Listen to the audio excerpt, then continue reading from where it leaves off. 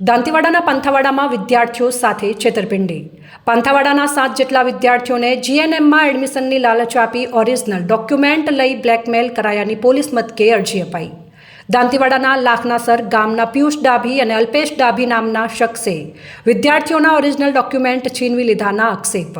અવારનવાર વિદ્યાર્થીઓ પાસેથી પૈસા પડાવ્યાના પણ આક્ષેપ। વિદ્યાર્થીઓએ પાંથાવાડા પોલીસ મથકે અરજી આપી જાણ કરી। પાંથાવાડા પોલીસે સમગ્ર મામલે વધુ તપાસ હાથ ધરી। મારું નામ પરમાર રાજુભાઈ છે। મારા ગામ પાંથાવાડાના 7 થી 8 વિદ્યાર્થીઓના જીએનએમના બહાને ડાભી અલ્પેશભાઈ અને ડાભી પિયુષભાઈ નામના 2 વ્યક્તિઓએ એમના એડમિશન કરાવવા માટે ઓરિજિનલ ડોક્યુમેન્ટ લઈ લીધા છે। છેલ્લા 2 વર્ષથી ને તો કોઈ યુનિવર્સિટીની અંદર એડમિશન કરાવતા કે ને એમના અસલ ડોક્યુમેન્ટ પાછા અપાવતા। એમને ડોક્યુમેન્ટ પાછા આપવા માટે ધમકીઓ આપી અને પૈસા પણ લઈ લીધા છે, 1000થી માંડીને 5000 સુધી। અમારે સાહેબશ્રીની એવી વિનંતી છે કે દાંતીવાડા તાલુકાના 80 થી 90 વિદ્યાર્થીઓ એવા છે કે જેમના ઓરિજિનલ ડોક્યુમેન્ટ આ 2 માણસોએ અને એમના એજન્ટોએ લઈ લીધા છે। તો સાહેબશ્રીની વિનંતી કે પાંથાવાડા અને દાંતીવાડા તાલુકાના દરેક વિદ્યાર્થીઓના ઓરિજિનલ ડોક્યુમેન્ટ પાછા અપાવી અને એમનું 1 વર્ષ બગડતું અટકાવે એવી અમારી વિનંતી છે।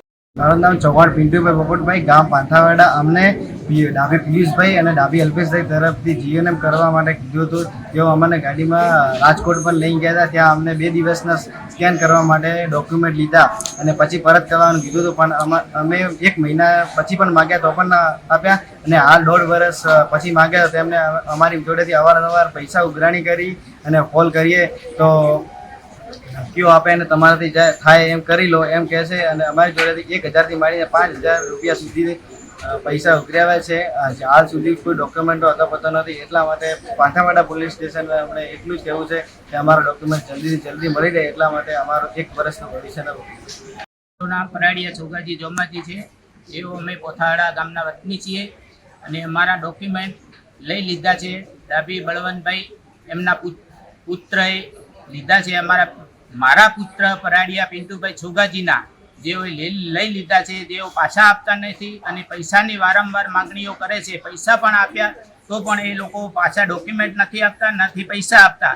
તો અમારા પુત્રને વારંવાર ધમકીઓ આપે છે। તો એ લોકોને કંઈ થઈ જાય એની જવાબદારી કોની? તો સરકારશ્રી અથવા પોથાવાડા પોલીસ અમારા ડોક્યુમેન્ટ પાછા અપાવે એવી અમારી નમ્ર વિનંતી।